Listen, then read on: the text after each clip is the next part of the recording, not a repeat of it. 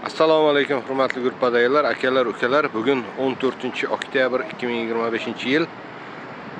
Farg'ona Uchko'prikka Sharif akamizga ikkinchi Weimar ekskavator sotildi. Bundan oldin ham bittasini olgandi. Sharif aka, yaxshi kunlarga buyursin aka. Rahmat aka. Nimaga nasib qilsin. Ekskavatorimizni olsa mana ikkinchisini olib ketyapmiz. Nimaga nasib qilsin. Yaxshi kunlarga nasib qilsin. Yaxshi kunlarga ishlating aka.